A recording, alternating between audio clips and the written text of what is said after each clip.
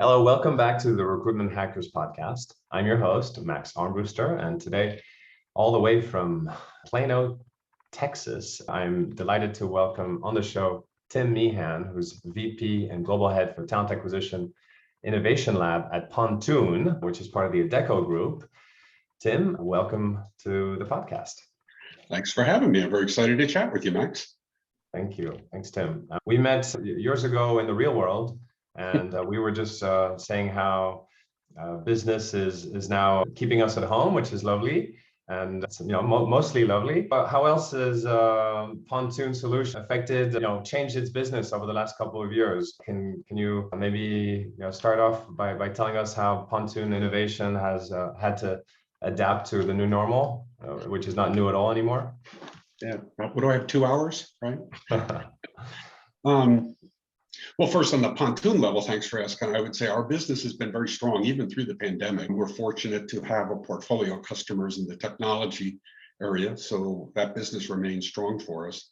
But, as we were talking a little bit earlier, Max, I think there's a couple trends that increasingly occupy my time, my mind, my thought focus, in terms of how to bring not just Pontoon forward, but our entire industry, because I think we're at an inflection point, an important point in time where the way talent is acquired in our industry is changing radically. And we all understand digitization and the automation that's occurring and how important experience is, but there are some trends that I increasingly look at and say, I think if we're all aware of them, then perhaps each of us in our own individual spaces can be thinking about how we work within them. The talent acquisition lab at Pontoon is, correct me if I'm describing it, is like a consultancy practice focused on helping companies crack the case of how to bring in new tech in their talent acquisition tech stack. And how to work within their existing IT architecture. So yeah, does that sum it up? Yeah, it does, and it's important to explain it. So for us at Pontoon, talent acquisition encompasses all the workforce categories. So certainly RPO, or we call it RXO, or full-time talent acquisition, is a big part of what we do. MSP, or contingent labor talent acquisition, is another part of our portfolio offering that my team supports, and increasingly statement of work or service of procurement. So people coming in on fixed deliverable basis. Those are all different ways for companies to access a growing and very powerful talent pool. And my team, which is a team of technologists, product marketers, and solution designers, are responsible for figuring out how to simplify it to our customers, because this stuff is really Steve Jobs once said, simplicity is the answer. Make it easy. And so that's what my team is trying to do, make it a little less confusing for our customers to understand and decide what to do. Yeah, it's so complex for companies, especially when they have a broad variety of job types, from blue collar, white collar, graduates, and so on. And almost for every job category, you need a different partner on the sourcing side, on assessments, on the process. And a strong case could be made for a company to buy 30 different technologies just for talent acquisition, right? I mean, you must have these kinds of, I wouldn't call them horror stories, but customers that are heavily loaded, right, or overloaded. Yeah, I think one of the trends I see is some of the tech companies in our space are trying to simplify it by bringing the entire tech stack to the customer. So I look at like a Phenom people or an Eightfold or an iCIMS. iCIMS a little bit more ATS, but certainly the capabilities, Symphony Talent. So their pitch to our customers is, I bring the stack to you. One buy and I can plug you into a whole architecture and ecosystem of capability. Mm-hmm. And we are seeing companies look at that. The key issue is a lot of times the applicant tracking system is owned by IT, the career site may be run by the marketing department, internally developed, and then you've got HR with their own budget as well. So you've got kind of a challenging cross-functional challenge to take those pieces and have them all into one buy. Mm-hmm. But I am seeing that trend. I call it the field of dreams, where these big tech companies are going out and they're building it and hoping companies come. And we are seeing some interest in that. And certainly as an outsourcer, we work with those vendors when that's the case. And maybe 5-10 years ago, IT had a little, relatively to today, a little bit more power. And is it shifting a little bit to the marketing function? Well, the other one is, my other joke is, I love actually where Hugh Grant says to, or where Billy Bob Thornton says to Hugh Grant, I'll give you anything you want as long as it's not something I don't want to give you. And in some ways, that's sort of the IT group. That's, yeah, HR, go out there and look at everything you want, but only if it's within the framework of what I'm going to let you do, which is to say data privacy, data security, data governance. The vendors have to pay a certain threshold. So IT is increasingly empowered, IT and data privacy. Okay. Certainly with the data privacy regulations that have come out, not without good reason. So you have to be able to operate. Increasingly, HR has to be able to operate both understanding the language and needs of an IT organization in their company, as well as the technology needs of the many vendors out there that can help them supercharge their recruitment.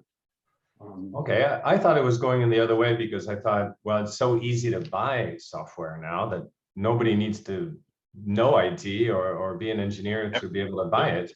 And, you know, the cloud story of everybody can be a buyer now, but you're seeing it the counter trend to that movement. I absolutely am. I think about my career and my early career in recruitment. My expertise when we were building sourcing plans was which job boards, you know, how many recruiters and which job boards and a couple of ratios. And today I'm doing data mapping, integration design, architecture reviews. And granted, this is all I do, but any program we want to do, that's what we have to do.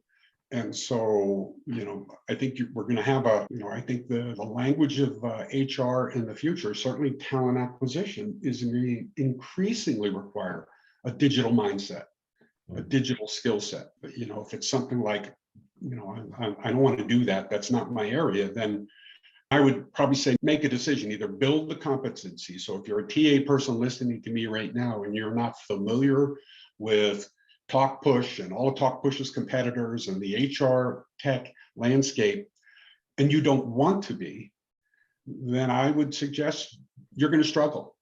And what you should either do is say, I'm going to ramp up and build a competency early, or call me. Honestly, or call one of my competitors. This is what we're doing.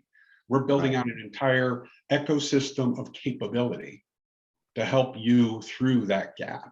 If you walked into HR and talent acquisition because you wanted to get inside the psychology and the human and touchy part of recruitment and stay away from flowcharts and Excel sheets, it's going to be tough, right? Be tough. You'll have to ask for help some way. And, you know, so my team, when we're involved in some of these very big, large, complex deals, our HR sponsors will bring us in to have dialogue with their IT org. And these get extremely technical, but that's what we can bring to the table. Now we've got other clients that they have that competency within their organization. So, you know, if you don't outsource and you don't have the competency, then you're going to struggle a little bit.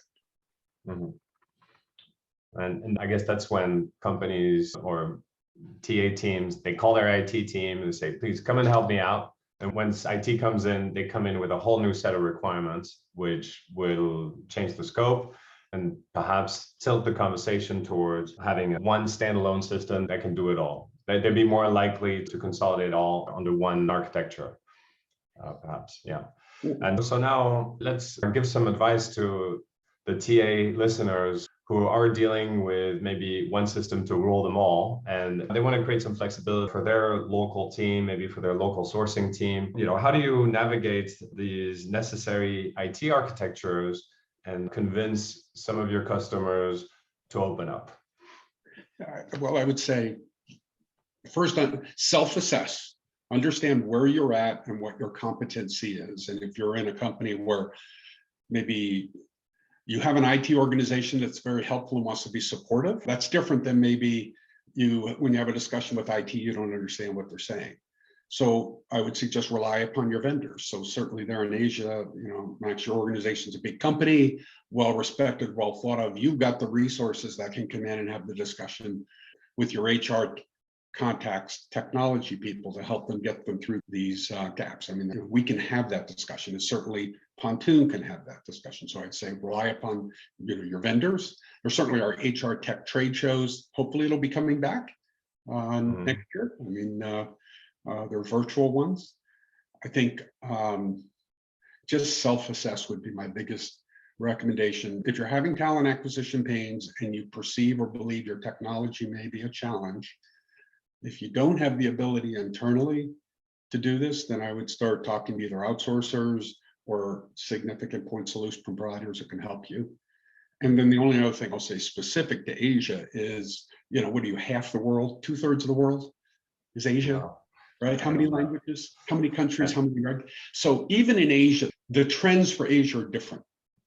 So you have the ability to do maybe you can be a little more creative in parts of Asia than you can in some of the Western economies. And you were saying in Brazil, for example, a whole different, you typically end up with a completely different architecture than you would for global brands, right? They make exceptions market by market.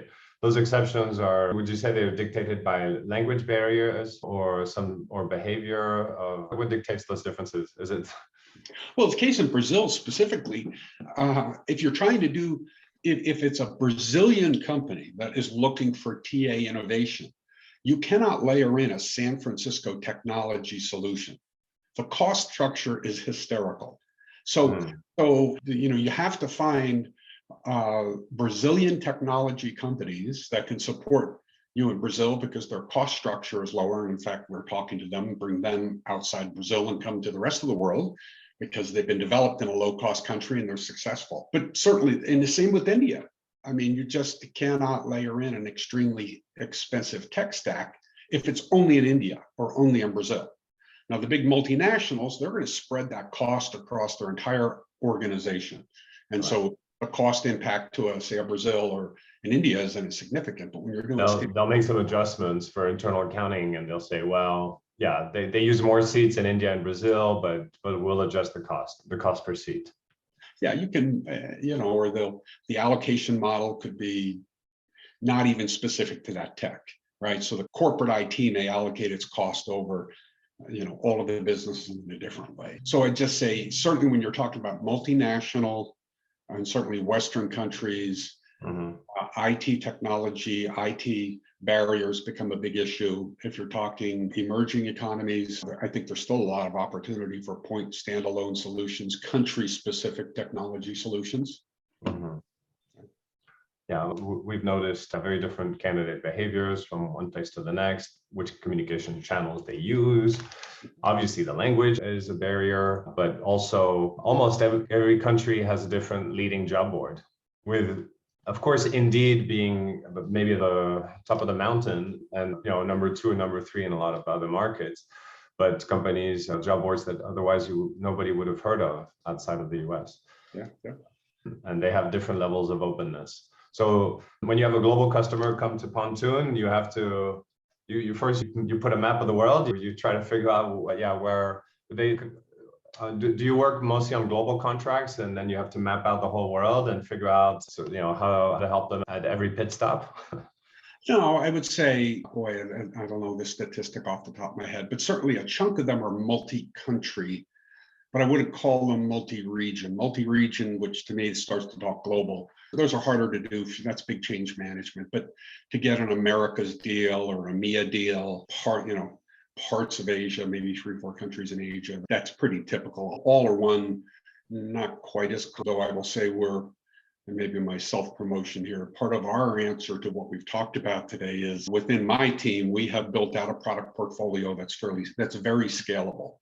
And it starts with a top of funnel sourcing, highly automated sourcing capability. And then we can layer in various techs using our backbone technology.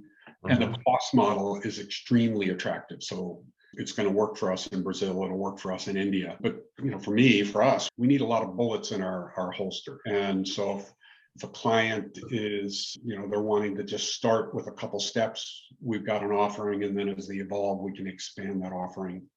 Okay. So it sounds like you're saying it's more cost effective, even though it's more work, and that's where you guys come in, but it's more cost effective to find point solutions that are the best in class for each stage of the recruitment funnel, and then assemble them, and then that will outperform cost-wise having a single platform that offers to do everything.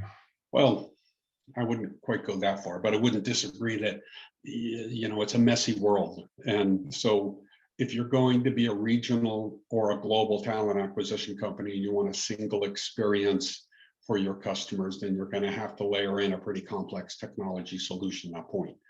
But if you're a single country standalone, then it gives you more flexibility to pick specific to that country or your use case. And then you got to layer in, maybe I only want to outsource blue collar, or I've got a new facility I'm building and I only want these roles in this location for this amount of time. So there's, besides the technology, there's, customer use case scenarios that you got to be able to solve for too. Yeah, it's for the RXO business that you cover. You come into a company saying which part of the talent acquisition defines your brand and you want to own 100% of it, versus something which is something you have to do but doesn't necessarily define you, and then it's a little bit easier to outsource, right? Yeah.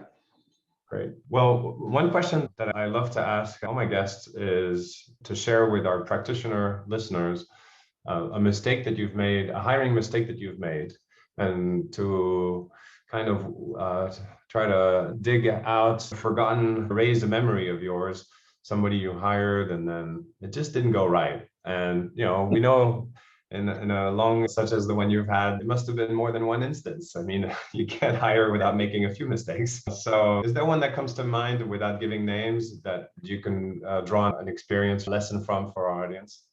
Well, I will just say for me personally, hiring somebody is a sacred responsibility. And I personally have been hired into a role that I wasn't successful at. And I, at the time, did not know I couldn't do the job. I thought I could. And I believe the person who put me in that role made a bad hiring decision. And it had a pretty bad impact on me personally. So that was a learning for me. And yes, I have hired people that didn't work out.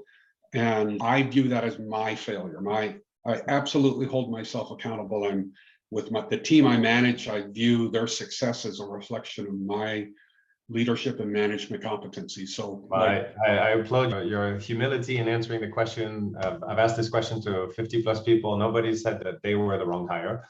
So you've given everybody something to think about there. And I think I might have been the wrong hire once or twice too myself. You don't know. How do you know? I mean, the enthusiasm, but so I'm pretty good now about thinking through a couple of things to help me make sure that the person is making as good a decision as I think I am. So yeah. And to go back to that time when you were the wrong hire, what was the mistake that the manager did or the employer did then? Was it they were trying to paint too rosy a picture, or they had written the wrong description? Well, it was when I moved into the temporary staffing industry many, many years ago. I had a career before this industry. I was in printing. I did custom printing. Good thing you got out. Yeah, it's gone. It's, in fact, every company I've ever worked for is bankrupt. So it wasn't my fault, but the industry collapsed. And so when I moved into this industry, they put me into a very important role in this staffing company. And I had to learn the industry, I had to learn the people, and I was remote. And it was just a lot. And the environment itself was challenging. So I think anybody would have struggled. And I didn't kind of walk through, I was asking like really stupid questions. I got an order from 100 people and I didn't ask what the pay rate was. Like, and you're the leader? So, it was a humbling experience, but fortunately here I am. I'm not going to tell you, but it's decades ago. Yeah. And of course, today, remote hiring is a lot easier than it was back then. There's a lot more, people are better at it. So maybe if the same scenario played over today, it would have worked better. But certainly industry experience and, never underestimate, I think, the importance of training your talent acquisition team and your recruiters on the industry, on the lingo, so they don't sound stupid. I mean, that's pretty essential. Again, I would say, don't put your need to fill the job ahead of that person, that human you're trying to hire. Always think about them first. And that comes back to pay its dividends. I have amazing people. I'm very proud of the many senior leaders in this industry that I hired and developed. And I played a role in their career. And so again, it's hiring someone is a sacred responsibility. And if you hire people that don't work out, you got to own it. It's like Colin Powell said, you break it, you bought it. So don't think about your mistake. Take it as a personal reflection of your leadership and hiring competency. Strong words. I think we'll wrap it up on that for sharing. Where can people get a hold of you? I guess LinkedIn.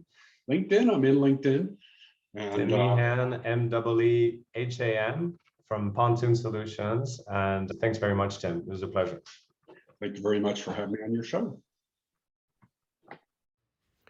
That was Tim Meehan from Pontoon Solutions, reminding us that if you got into talent acquisition and recruitment, to stay away from doing too much technical work and building technology stack is not your cup of tea. There is help out there. There are providers such as Pontoon Solutions and others that can be your partner and help you put together a best of breed solution. Hope you enjoyed it and that you'll be back for more. Remember to subscribe and to share with friends.